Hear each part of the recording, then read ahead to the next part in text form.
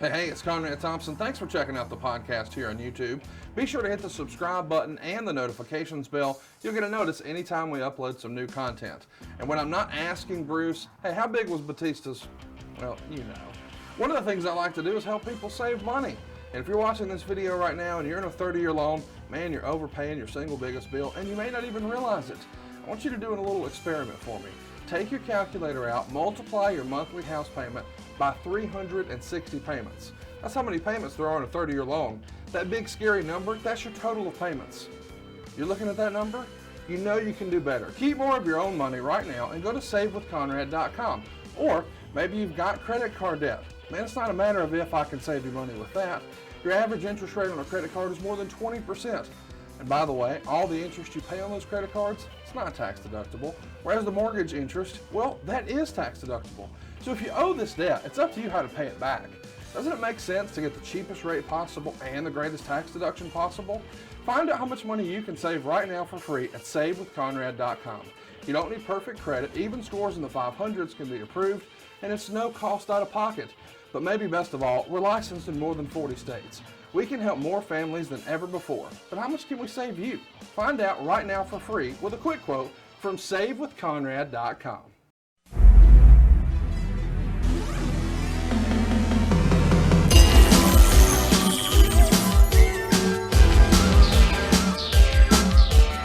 The recognized symbol of excellence in sports entertainment. Hey, it's Conrad Thompson, and you're listening to Arn. And of course, we couldn't do it without the master of ceremonies, the creator of the Spine Buster, the founder of the Four Horsemen, the Hall of Famer himself, AA Arn Anderson. Arn, how are you, man? A lot of news, a lot of good news. Finally, right? There is a lot of good news. It feels like things are starting to turn the corner a little bit. You guys have had some crowds at AEW recently, and believe it or not, we're getting a WrestleMania with fans present. That'll be nice for a change. And more specifically, that weekend, a great friend of the show and one of our tag team partners over at adfreeshows.com, Eric Bischoff, is a Hall of Famer.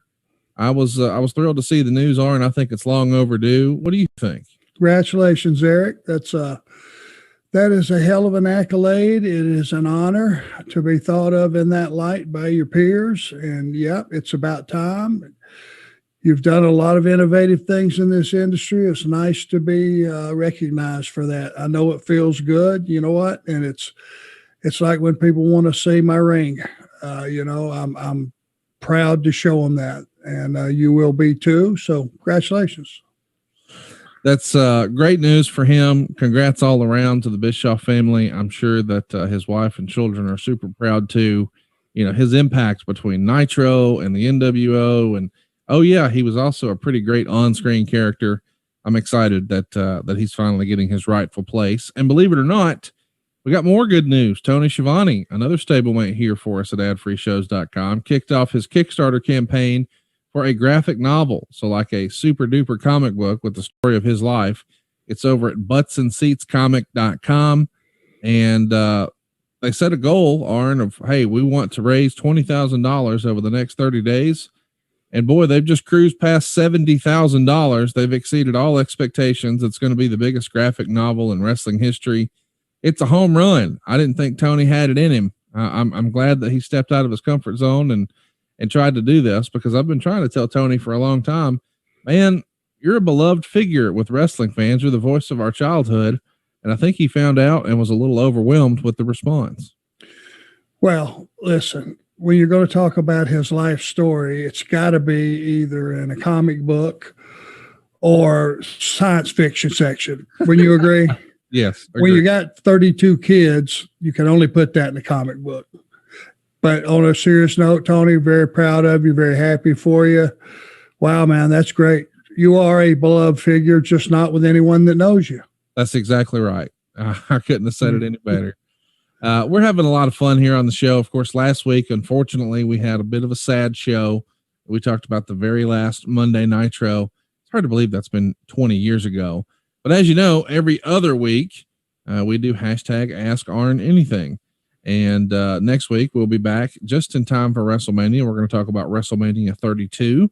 But at least for now, let's get to some questions. We got a ton of questions. I don't think we'll get to them all. But if you want to ask a question for 2 weeks from now, it's easy. Just go follow us on Twitter. It's at the Arn Show. And we're trying to get to as many of these as we can. So there's a good chance we'll ask your question. Go follow us on Twitter right now. It's at the Arn Show. And by the way, you get all these shows early and ad-free over at adfreeshows.com, including video. So you get to see Arn tell some of these great stories. The Armchair Booking Podcast wants to know the 86 Starrcade fence match between the Andersons and the Rock and Roll Express is underrated and overlooked when mentioning great tag matches and cages. Where does Arn rank that match against other matches he was in? And I think this is even a favorite of Steve Austin's. I remember he did a podcast years ago where he talked about that being one of his absolute favorite matches. And it almost feels like it's one of the forgotten cage matches. What can you tell us about that one? Well, I didn't forget it, and nobody in Greensboro forgot it. It was one of those situations that had some circumstances that make for a lot of drama. Number one, the Rock and Roll Express were red hot. They were the champions going into a cage match with Ole and myself. So it's not like usually when the bad guys are the champions and they're just trying to avoid getting beat. That's a great story. But now we had to go on the attack, and that match was scheduled to go pretty good amount of time. I want to say it was over 45 minutes, bell to bell, something like that. And that crowd was so energized. And after much hoopla, we proceeded to give individually the Rock and Roll Express a tremendous ass whooping. And we took most of that match, which we would normally do, but both guys were bleeding, I believe. I know Ricky was. I'm pretty sure I was. Ole and Robert, I can't remember, but it just, the false finishes on those champions. Those guys were so hot at the time. They were so over. There was so much jeopardy on the fact that they were in a cage. They were confined. Crawling out was not going to get you anything. You had to stay in there and win the match. And it just, we built 2 sets of heat on those guys, and each guy got a comeback. And in all those situations, the audience thought, okay, this is it. This has got to be it. This has got to be it. Because once you go past 30 minutes, a match takes on a different flavor. Yes, it does. You know, being a fan yourself, like I am, you start to settle in, and now you go, okay, they've exhausted. Each team's looked pretty good here. Okay, the bad guys have kicked, the good guys' ass a pretty good amount of time. When you get that last tag, that hot tag, and that comeback, most people just assume that's it. And when you shut those guys down again, the audience mouths were just gaped open like, oh God, this could get pretty bad. And I believe the actual ending of the match was something along the lines of I scooped up Ricky or something for a slam, and Robert drop kicked him in the back, which knocked him on top of me, and 1, 2, 3. And Ole was trying to kill the guys as they were getting out of the cage. It was good for all 4. And, those guys winning in the middle were great for them, but the fact that we got to pound a knot in their ass was great for us. So if not the best tag match Ole and I ever had, certainly one of the top 2, I would think. Don't you think that, maybe I'm wrong on this, but it feels like tag cage matches are much more rare. It feels like usually the cage match is preserved for, one-on-one type situations. Would you agree with that? It should be. You know why? Yeah. There's no rules. How do you tell a guy to stay out on the apron when there's no rules in a match? Wait till you get the tag to come in. So that concept, you've really got to stretch your imagination a little bit and just accept the fact that one of the rules in a tag cage match in those days, you had to tag before you came in and stay in. Now you could come in and make saves and things like that, but still, the very concept that you can run a guy's head through a cage, and that's not a DQ, but you DQ him for coming in without tagging, it's a little bit of a disconnect. So there shouldn't be any rules in a cage match, and it's much better suited, like you said, for a one-on-one. You don't have to worry about the other guy unless it's just like a tag team cage match, tornado rules, all four guys at the same time. But still, it's not as good, and I think this is where you were going, as a single, because when you got four guys fighting, you can only watch one thing at a time. That's right. You're going to miss something, and you can't just, back and forth like a tennis match, watch this guy for 10 seconds and float over here to this guy. It's much better suited for a one-on-one, hopefully a world title match with a hell of a challenger and a champion that has some heat. I just think when people talk about greatest cage match here, there, or whatever, this tag match never really gets talked about, which is why I referenced it as sort of the forgotten tag match, because everyone, when you bring this match up, they say, oh, that was one of the best cage matches ever. But it does feel like when you go to quote unquote make a list, the list always winds up being singles. And I think this is without question the greatest tag cage match ever. Well, I appreciate the compliment. I wouldn't say it wasn't. And what I would suggest, that's the reason I love this podcast that we have. Something like that, we could tell people, hey, go back and watch it. Let us know what you think. Yeah. It's available. Go back. It's one you might have forgot about. Hey, man. And matter of fact, please do that. I'd like to know what the consensus is, as far as greatest tag cage matches of all time. Where do we rank? And the fans are the ones. That's the only really opinion that matters. To be honest with you, what the fans think. Justin wants to know, who are three guys you believe could have gotten to superstar status, but just couldn't get out of their own way during your run as a producer in WWE? Oh, wow.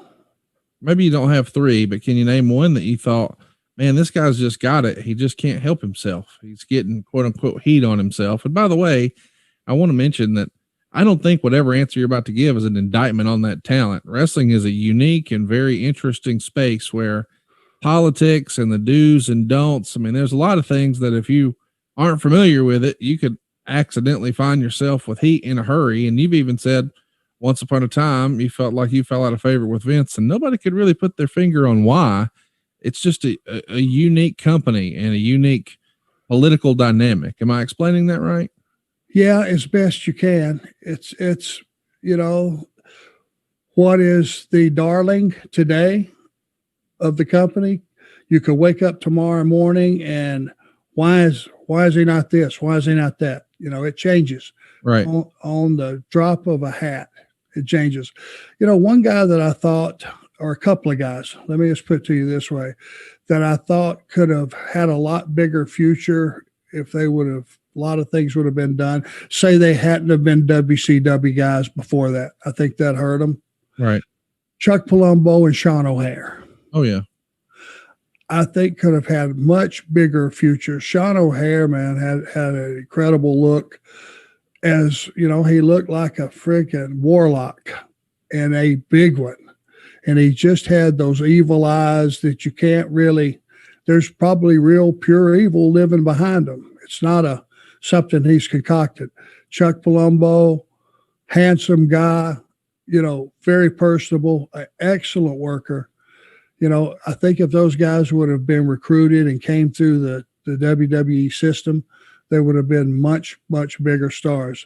Nothing they did on their own other than, the untimely death, which was terrible, because I like Sean O'Hare. It's another tragedy of the wrestling business, I guess, or at least a guy that died too soon. I agree.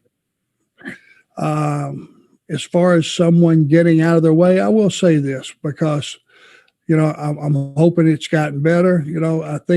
I think Kevin Owens, when he first got there, I think should have been used right out of the get-go as a babyface, not a heel. Forget about, the fact that he doesn't have a world-class body and all that stuff. I just thought once I saw that first night that he wrestled John Cena, that, man, they were soundly behind the guy. Maybe he's kind of like me. He's the everyday man. He just has got a lot more skills and a lot more high-tech skills But, there was a lot of times, I told Kevin this, he was a pain in the ass arguing over trivial things, that really didn't matter. It could have, okay, we could do your idea, but how about this idea? I mean, they both work kind of, but, this is just easier. It just seemed like it was just easier to implement it in. And it would be a long, drawn out discussion. And he and I have had this talk before. I hope he's doing better. And apparently the company, he's been there a long time. He's making a shit pot of money, I'm sure, and good for him. And it was just, as a producer, you had guys that you saw your name written down beside them and you went, this is going to be a piece of cake today. Or, man, I'm in for a long day. Well, that's a great answer. I don't know what I was expecting, but yeah, good stuff. Let's do another one here. Lindsay wants to know, what's the feeling on Hey, it's Conrad now being hashtag all elite. What's his contract worth? Arn, we get this question all the time. You just clear up the air for everybody. I don't work for AEW. I never have. I mean, I get that. Okay, I made an appearance on the show, but so did our buddy Brandon from Barstool Sports, and I mean, so did Eric Bischoff. Like, that's a one-off media scrum. I don't work for AEW. Come on. Conrad is his own man. That's what I like. I've always said, I wished I had enough money where if a guy just slightly got out of line or, anybody else, I could just tell him where to get off. That's where Conrad is. Now, he's a super friend of not only AEW, because some of his best friends work there, but he's a wrestling fan. He's a wrestling fan of WWE. He's a wrestling fan of, I'm sure, of some parts of New Japan, Impact, all those shows, Independence. He's a wrestling fan. I'm a wrestling fan. Obviously, the people listening to this broadcast, which is outside of just cutting on the TV show once a week, you're all wrestling fans. But he was loaded way back, way before he got in the wrestling business. And now it's because he has all of us, number one, generating all this cash every day of the week, that we're pocketing some and he's pocketing some. He's gotten absolutely obnoxious rich. Oh my gosh, listen to you. So it's okay to be pissed about Conrad being so wealthy when your house is cut into the side of a mountain. What? Right. And you've got that infinity pool. Oh gosh. And you got all those play toys, you got the pool table room, you got the big screening room, you got to dodge 2 Bentleys just to get in his house going through the garage. It's okay if you're out there and your ass is a little chapped because he's so loaded. He is. And he was before he ever got involved in this. So I don't work for AEW. I've vented, but he doesn't work for AEW in any fashion. So he's neutral. His comments are his own, and he can only be held responsible for his own comments. Well, and I think some of it comes from, every now and again, you and I, and we've talked about this off air. We'll give a peek behind the curtain. We're breaking down WWE shows from 5 and 10 and 15 years ago. And at times we're critical of that. And sometimes people think that, that must mean that Arn Anderson's bitter or he's negative. And you're not. You're giving your honest answer, but you're happy with your run in WWE.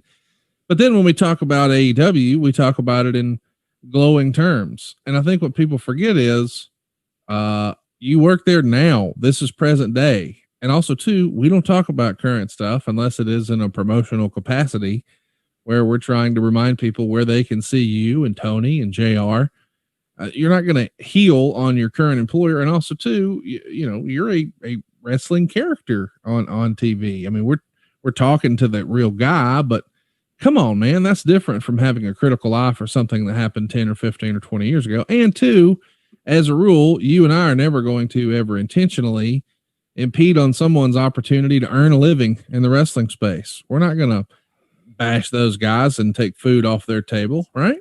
Yeah. I mean, there's room in this business for a bunch of folks. Yeah. And I want to be clear, because a lot of people feel like that than I am bitter, and it's everything is, negative about WWE. That is the farthest thing from the truth. That's right. I have a lot of friends that are feeding their families there this very moment. I want them to succeed huge, because, when the wrestling business blows up, one company blows up and you have a competitor, and that competitor gets pulled up by the bootstraps, just like in a match. When a superior guy that is positioned different, a little higher on the ladder, reaches down, he can pull a guy that was an underneath guy up, pull him up a rung. Same thing. And then business gets hot and everybody benefits. And, right now, Conrad, I'm hoping and wish they would let 100,000 people come in that stadium for WrestleMania, because it's going to open the door for the rest of us, which Tony Khan was the leader of making crowds when there wasn't a crowd, manufacturing a crowd. Man, it's going to help all of us get those arenas filled back up and get business back on track the way it should be, because I think our fans are clamoring for that. But hey, I just love wrestling. I love my company because they have been super good to me, and I'm super loyal to them, and they're going to find that out. They're going to have to run me off. I'm not going to, pretty much what the other company found out. They got to fire me to get rid of me, which they did. And I hope Tony doesn't have that thought in mind anytime soon. Just a little sidebar there, Tony Khan. But I just love the company. I love the attitude of all the people there and everybody. You've been backstage. Man, they're all thankful, and they're thankful to be there. And it just, that kind of environment just permeates more positive thoughts. Totally agree. And I'm glad we cleared the air. Let's clear the air on something else. Tony and I talk about this all the time on his podcast on Wednesday. It's What Happened When. We've been revisiting all things Jim Crockett Promotions from 1986. And I just wanted you to sort of clear the air, because Tony is arguing with me, but I know the truth. Tejo Khan, you remember him, part of Paul Jones' Army. You remember Tejo, right? I do know. And that's Tejo, by the way. Sorry, Tejo Khan. My apologies to the Khan family. But that's Tony Khan's uncle. And I don't know why Tony Schiavone won't just admit to that. He wants to argue it with me every week, and I think we can give a peek behind the curtain. Fans know that we've seen the supercar, the Ford GT that John Moxley had last year on Dynamite. That's actually a Khan family car. It's super collectible, super rare. And I think they had like a gimmick license plate that said Mox on it, MOX. In real life, it says Tejo in honor of, his favorite uncle, Tejo Khan. I mean, that's how they first got their start in the wrestling business. Tejo Khan is Tony Khan's uncle. Just smarten everybody up on.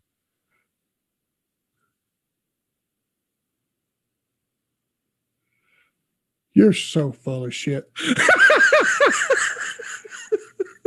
You don't see the family resemblance? I'm telling you, if we got Tony Khan a mohawk, it's a spitting image. I mean, I don't know if you've seen, but Tony Khan's getting jacked up these days.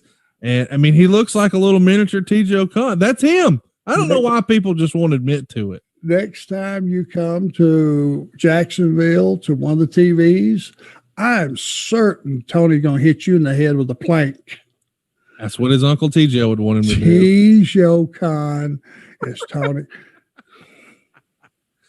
Come on, man. Just when I thought I could take you serious. Let's jump around here. Rajiv wants to know, Arn, what's your favorite sport to watch? College football. Yes, sir. And it followed very closely by NFL football. Panther fan, University of Georgia fan, more importantly, SEC fan. But I will sit down and watch an Ohio State game any day of the week. I love college football. When those stands are full and you've got a SEC rivalry, which I think is the dominant. I'm just going to say it.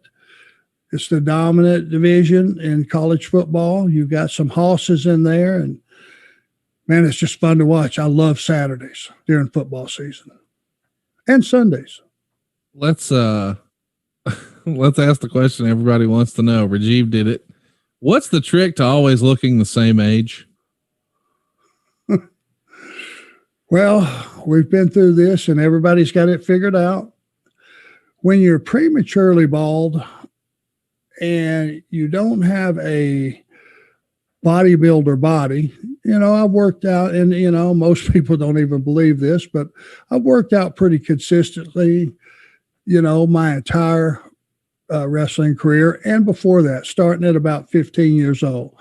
But when you don't have necessarily good genetics and you got a slow metabolism, and your tendency, if you just didn't work out or do anything, is to be a big tub of shit, which is exactly where I would be headed had I not. It was always a constant battle, but it just made me get up and go to the gym even more, which I enjoy to do. I enjoy getting that sweat anyway. So what was the question? Well, what's the key to looking the same age forever?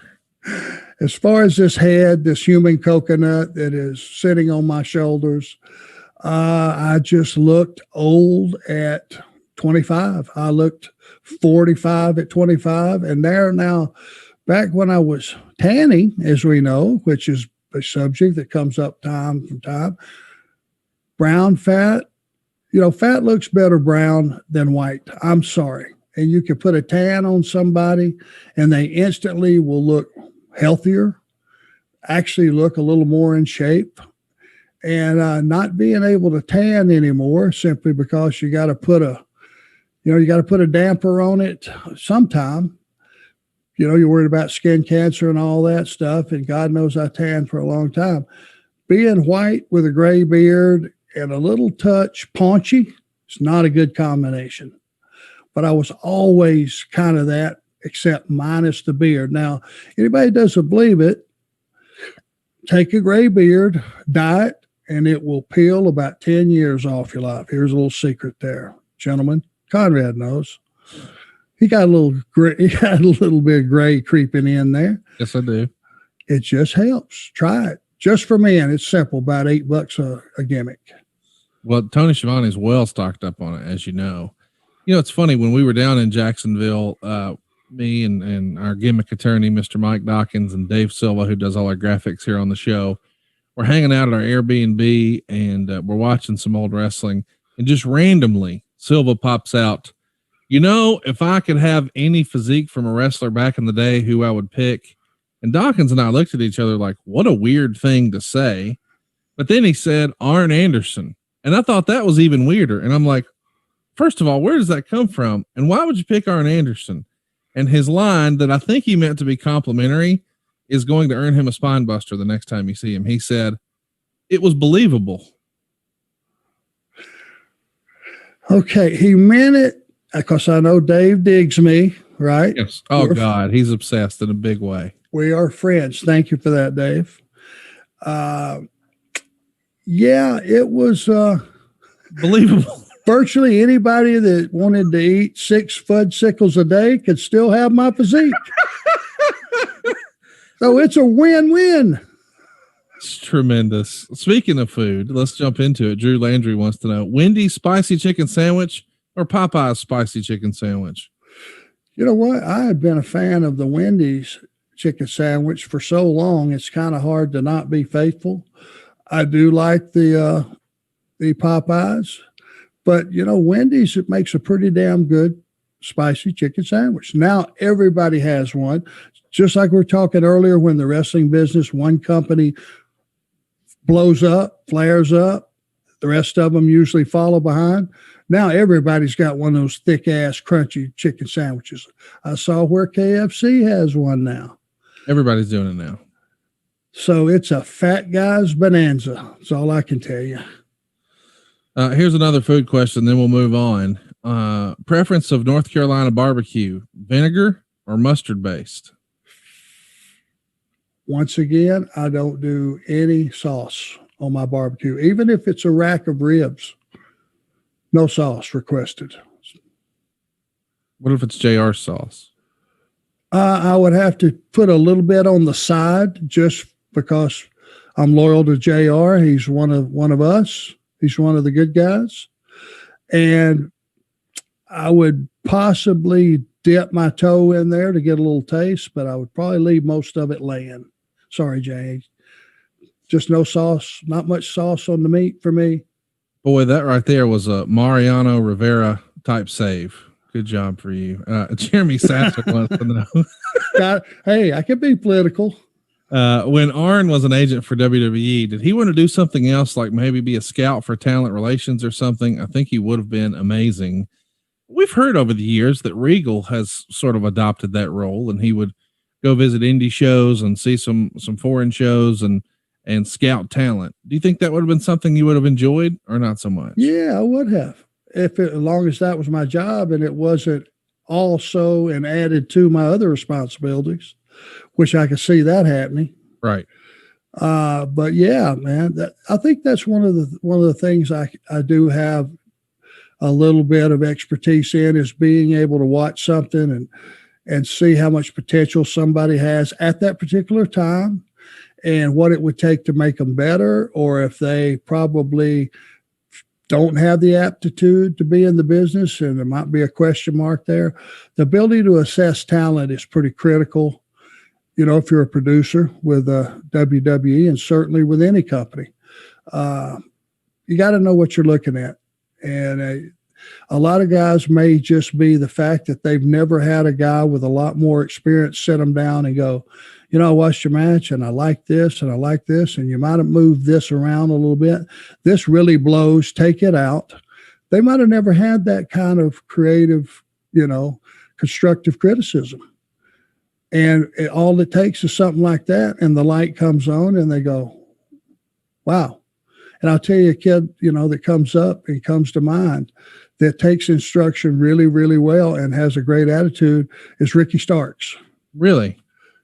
Really does. He's got a ton of talent, but when you sit him down, I try to sit him down because I think he's a nice kid. He's a good kid for the business. He's got a lot of high end, perspective. He looks at things kind of like a top guy is. He just needs a little more experience, but yeah, he's a guy that is definitely coachable. Let's do some more questions here. This one is one we've never talked about, and it's sort of old school, and you weren't there at the time, but you saw it like everybody did, and especially being in the business. I'm curious your take. Mike Eldridge wants to know, what did Arn think of the Jerry Lawler, Andy Kaufman angle? It was big business back then. Yeah, well, that would have been, what years would that have been around, Early 80s, probably 82, 83. I was just getting started in the business, and I hadn't gotten so knee deep in my own concepts of what was right and what was wrong in the business. I was still like a baby. I was just absorbing everything. The one thing I do remember is that it made Jerry a bigger star. Oh yeah. Because, Kaufman was a star in like just normal entertainment industry. And when you combine those, which was one of the first times that anything like that had been done to that degree, right? Yeah, I think so. I looked at that and went, wow, man, this Jerry Lawler must be a mega star to get that spot. And, and they did it in a way that if you're an Andy Kaufman fan, you got pissed at Jerry. Yeah, for sure. It's very seldom that we get to smack around the celebrities and, use them to benefit our show. It's always we're trying to benefit those guys so that their careers grow. But in this case, it was like a give and take, and Andy Kaufman really played a weasel, and I'm sure he was a little bit, frightened being in there with a pro like Jerry Lawler. And I thought it was just good for the business in general. Let's do another one here. What are Arn's thoughts on the Bunkhouse Stampede concept? We've talked a lot about JCP lately, so this one really stuck out. What do you think of that concept of a match, the Bunkhouse Stampede? Well, that was anything goes, and anything did go. And you would come and we would try to dress up in our cowboy boots and our big belt buckles or weight belts or anything that could be used as a weapon. it was wild because you could fight all over the building, actually fight out in the crowd, which got very dangerous sometimes. People would get caught up in it, and you would get hit in the head with batteries and punched in the back of the head, whole beers thrown on you if you chose to go out in the crowd. But it was, as a fan, it's hard to watch 10 things going on. Mm-hmm. But I think it was such a unique concept at the time, and it was mainly it had all top guys in it. It was just such a spectacle that it absolutely worked, I think. The follow-up question to that was, what did you think about Dusty booking himself to win? Pretty controversial question. I never had a problem with that. Dusty was the biggest star in the company. He just was. Now, Ricky and Robert, you could say, were as hot as you can get. Yeah. It was to a particular age group, mostly women, which really helped draw a lot of money, because if you got a lot of women at a wrestling event, guess who follows them into the event? A lot of guys. Yeah. Yeah. And kids loved them. Dusty appealed to everybody. Right. He was a across-the-board champion for everybody, for grandmothers, grandfathers, 25-year-olds. He appealed to everybody, and I'm sure kids too. And he's the biggest star. He was the biggest star in the company, and him winning, what I want to see, okay, that ended with Ivan Koloff as your winner, or Arn Anderson as your winner, or Dennis Condrey won. That doesn't have the same ring. Bunkhouse Stampede, Dusty, who had on cowboy boots every time you saw him. Yep. It just fit.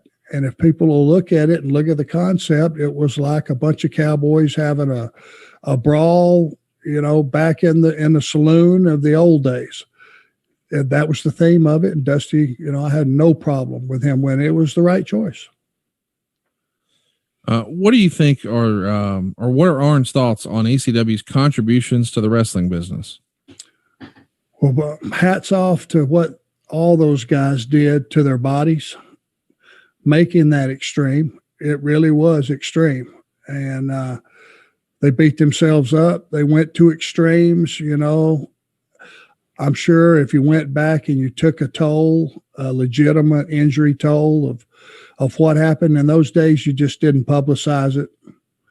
A guy would just disappear, I'm sure, off TV for a few weeks or whatever it was. But man, those guys did some incredible things that I would have quit the business before doing.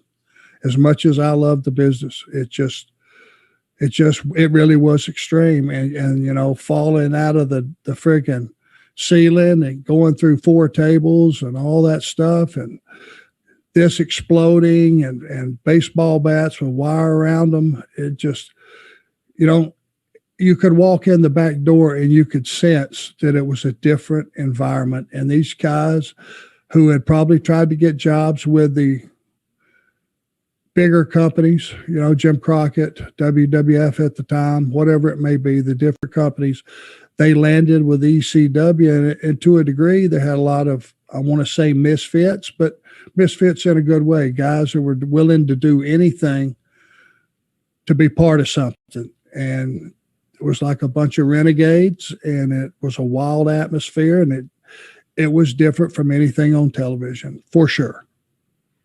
What do you think Heyman's legacy is going to be in wrestling? I think there was a niche crowd for ECW, I think. Yeah. More so than, you got a lot of general fans that watch WCW and WWE and the other shows. But I think it was a niche audience that once those people grew out of that, I don't know who would have stepped in to replace them. As far as, you'd have to look at the network and see how much, how many hits you get on ECW versus the other stuff. What was the front end of the question? What do you think Heyman's legacy will Yeah, be? Heyman, I'm sorry. And guys, I'm sorry I get rambling and I forget No, what dude, we're supposed to be talking about. We're having a long conversation here. It's all good.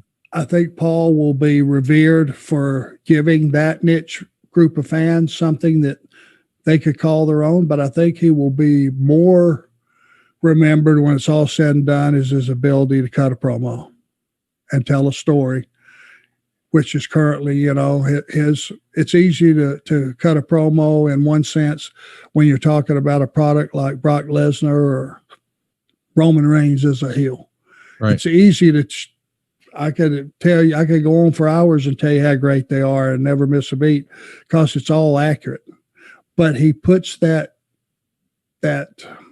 seasoned, slimy, cutthroat, intelligent, been there, done that. You know, he's got something up his sleeve. All those qualities go into his promo, and it makes him a great talker, and it makes you want to listen to him. And when it's all said and done, you feel like you need to take a shower. But you were impressed with a lot of the things he said. And I think that's what he'll be remembered for, his ability to talk, which is so important.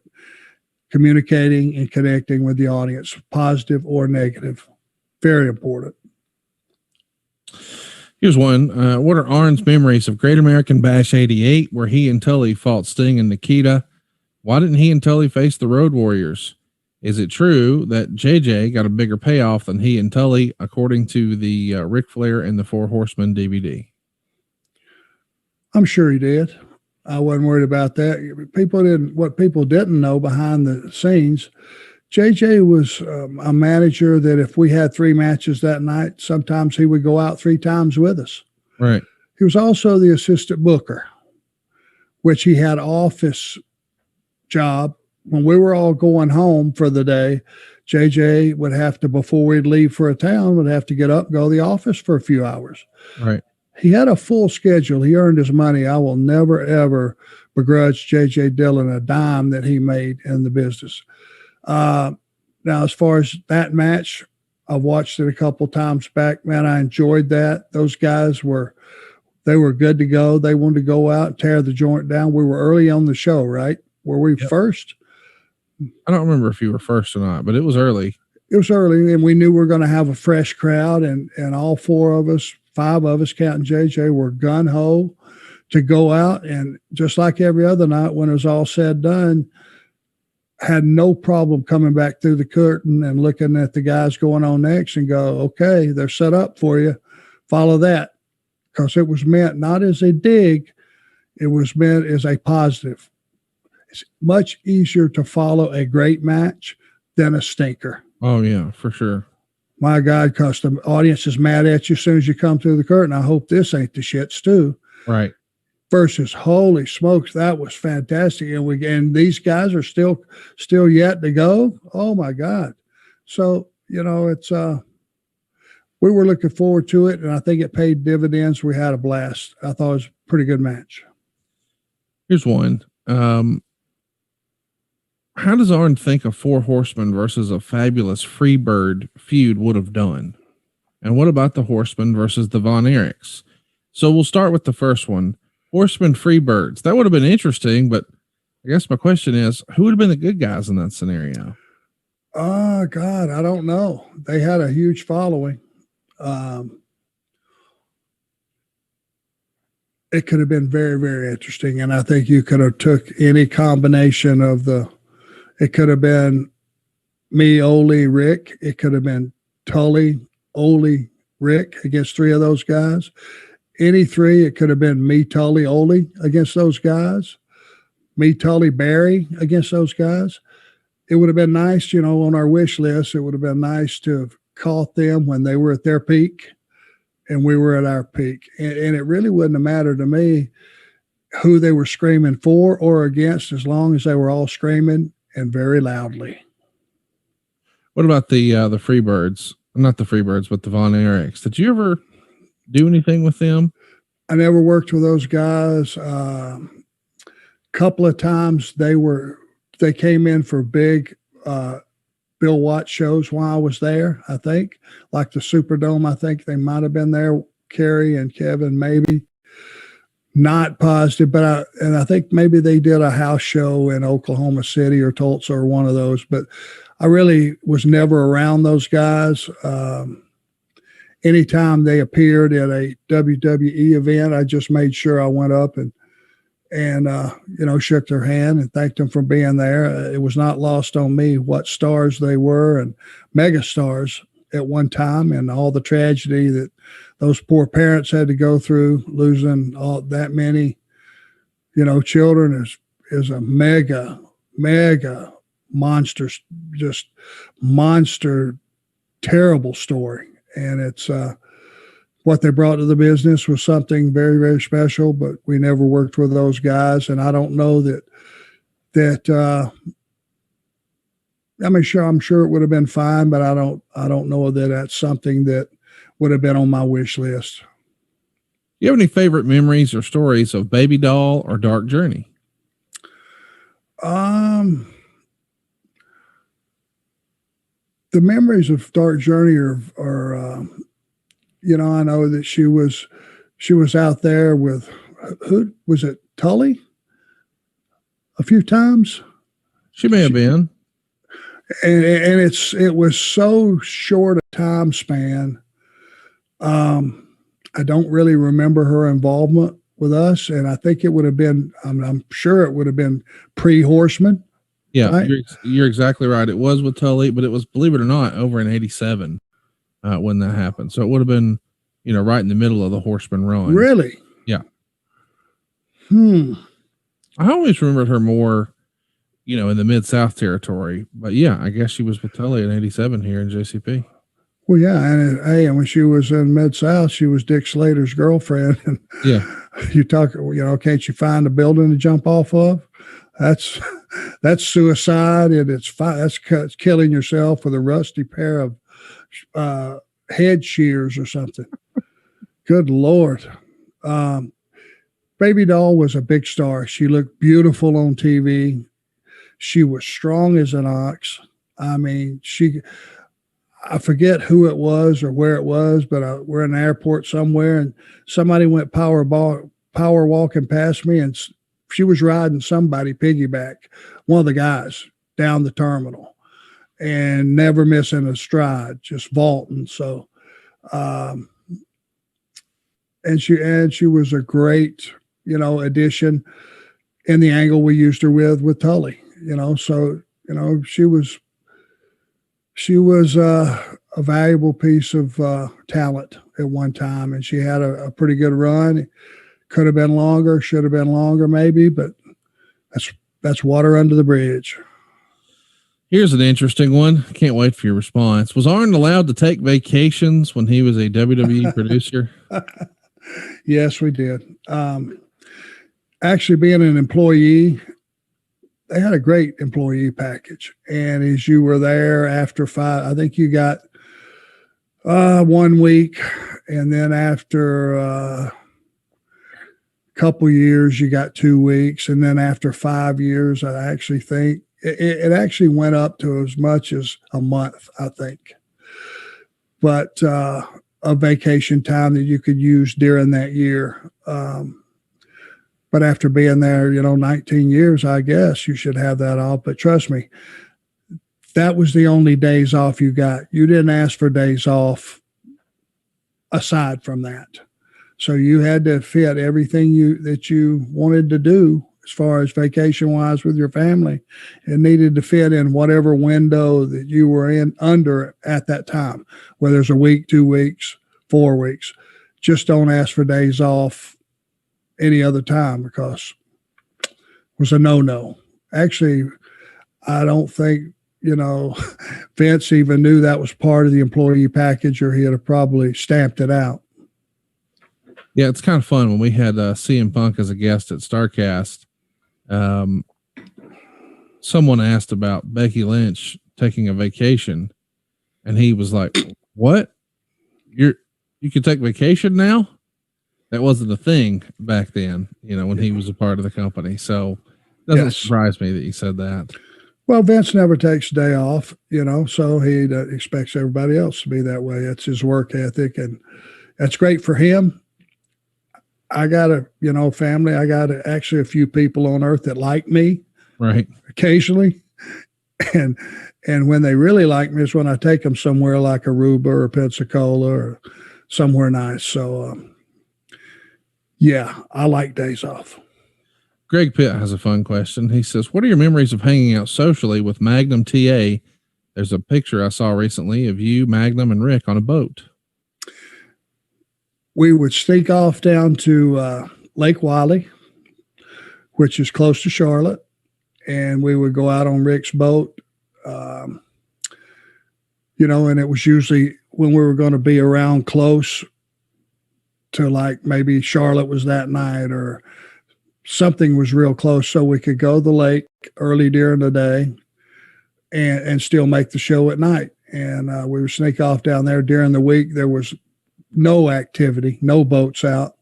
There was no breaking kayfabe because there was nobody else on the lake. Now, come Saturday, probably Friday afternoon, that lake would be packed. So we'd pick our spots and enjoy our time. It was probably only a couple of times that we were able to do that. But those days you didn't associate, with the baby faces. They didn't associate with us.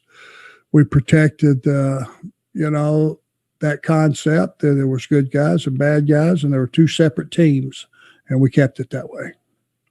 Boy, this is a controversial question, but I'm going to ask it anyway. There's an internet stigma around Nia Jax being a dangerous worker due to several of her opponents being injured. Do you think Nia is dangerous? And if so, is it due to carelessness, lack of real training, or not knowing her own strength? I can't imagine she would hurt anybody purposely. No. I just don't see that. That's just, I spoke to her many times and, had a lot of her matches, had her on the road. If it's anything, it's just she don't know her own strength. Right. And let's face it, she puts some torque on everything she does. And it was like, working with, Vader sometimes, who was a big, strong son of a gun. And if he was going to do a moonsault on you, if he landed perfectly, it could have very well been Brad Armstrong that landed on you. If he was off a foot, buddy, it hurt. And you could get injured very easily because, he was carrying a big frame. I just think a lot of it has been, the size difference between Naya and most of the girls and the strength factor, and the fact that it's a rough business.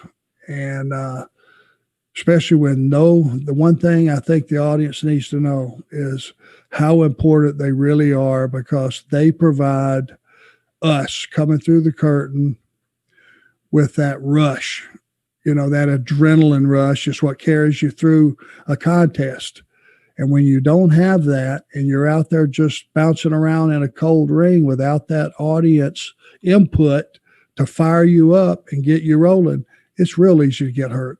And I don't know how many of those injuries have been since we lost an audience versus when we had one, but that's definitely a factor. If you don't believe it, ask any talent the difference in going out into a cold arena and wrestling versus having a packed house and going out and wrestling.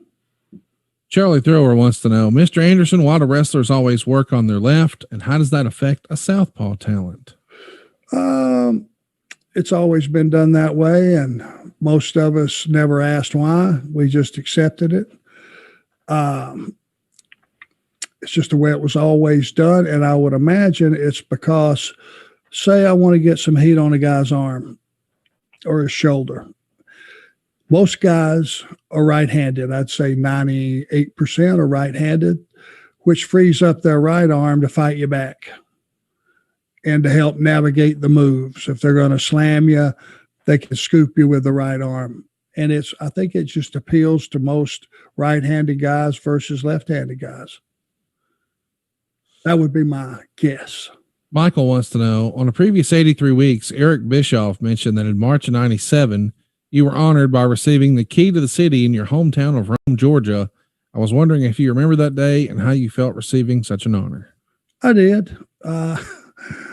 I was kind of looking for the snipers in the upper deck during that show because let's face it, I got a little rowdy when I was growing up in Rome. There wasn't a whole lot to do, and the group of guys that I hung around with was kind of like me. We're a bunch of rednecks, just say it. We're just a bunch of rednecks. And if we weren't fighting at the McDonald's parking lot, the deal was there was a East McDonald's, which is East Rome, where I went to school, and there was a West McDonald's, which was West Rome, and they were our rival. If you wanted to get in a fight, all you'd had to do was just go to West Rome McDonald's, park your car, get out and sit down at one of the tables, and within 20 minutes, the shit was on because we had invaded enemy territory. So I was kind of thinking there might be some leftover heat from some of that stuff that went on, but it was an honor. Chip Burnham, I think, was responsible for that, who was a great friend of mine and he was the comptroller for Turner, and he would run a lot of the live events and stuff in the TVs and settle up the gates in the houses. And when he told me about that, I was very honored, and it was a good day. Really was. Jonathan says, we've recently heard that Vince McMahon has initiated protocols of no more leg slaps from wrestlers and no longer wanting to hire new wrestlers over the age of 30. What are your opinion on these ideas? Well, the leg slapping needs to go away because it's like Bobby Eaton threw a punch and he smacked himself on the shoulder, but I beg anybody to tell me they saw it. Yeah. He was just that good. If you're that good, do it. And nobody can see it, slap your leg. If you're not, don't give away some of the magic. Yeah. And most people concentrate. That leg slap doesn't land at the same time that the boot does, hypothetically, which really makes it look worse. So just, hey, if you're going to kick a guy in the mush, kick him in the mush. You don't need to smack your leg. What about hiring wrestlers over 30? Do you think that's a thing? It's ridiculous. It's ridiculous. It's age is a number. Every instance where you have a blanket statement like that, aren't you ruling out a lot of guys that are in the prime of their athletic career? No matter what they've done, whether it's it doesn't matter. I remember back to being 30, man. that was the peak, I think, probably of my career where I was indestructible. I felt like I was, and everybody else was around that age. To cut that off, I think you're going to weed yourself out of a lot of potential talent that might have picked it up in 1 or 2 years and been an asset, upper middle to a top guy in 3 years. So, if he wants to paint himself into that corner, he's going to miss out on a lot of talent, I think. That's still a young man or young lady, I think. I agree. Speaking of young men, we got a question about one here from Big Extra. Hey, Arn, it was great seeing Brock on Dynamite. How's his training going? Does he still want to follow in the Anderson footsteps? He absolutely does. And he has been signed to a developmental contract, and he's continuing to train, and he is at all the TVs, and he's been around the coach's room. He hangs out a little bit, during the day, and he has the opportunity on any given television day to be in the room with Dean Malenko. I just know him as DJ, another one of the coaches. Dustin Rhodes, myself, Jake the Snake Roberts, all sitting around in that ring. Jerry Lynn, bullshitting. But can you imagine the number of years of experience and the stories that he's getting to hear, sitting in that room, and the knowledge that he can acquire just listening. So, he's a real student of the business. He watches everything, listens to podcasts. He's a bit of a historian, and he really works hard in the gym, both on his workouts, lifting weights. He has certainly bypassed me. I can't even work out with him anymore. He's too strong. And he's picking up the basics and the fundamentals. And I think when he's ready to debut, we're always super critical of new talent that we see. You know, wrestling fans are fair but judgmental, and they will judge him accordingly. He won't be without training and having paid some dues, and he's not going to get any special treatment. And I think you're going to be happy with the product that you see. I'm real proud of his success so far. Is that the thing you're looking forward to most in the rest of your wrestling adventure? His debut? Yeah, well, just his career, whatever it may be. Yeah. It was one of the reasons I was holding on as tightly and for as long as I did with WWE, because there was no AEW. Right. And I was just trying to stay connected in the business to get him through college, which we did almost. I wanted to get him a position, you know, with NXT and the camp down there, the performance deal. I wanted to get him started in the business. And then once he got settled in, and that's still true today, then if nobody wants him anymore, I'll be happy to go home and just be a fan and watch on TV with everybody else. But yeah, that's one of the things I'm really looking forward to. And I want to see him contribute to the business in a very positive way. It's one of the things I'm looking forward to. And then I can just maybe go down to Pensacola to this mansion that a friend of mine, I think, is going to buy or build, and just probably stay with him all summer. I don't know. One more question, then we'll get out of here. And this is a funny one. The man from the 90s wants to know, was anyone notorious for farting? I'm sure they did. Vince used to fart up at Gorilla all the time, and it would fill the room. And he would just sit over there, you'd see him, his head would just be, he's laughing his ass off because everybody was gagging. Jerry Briscoe was big time gagging, who had a sensitive stomach. All that protein Vince was eating, my God, you can imagine how bad. The Giant was the worst because it had sound effects.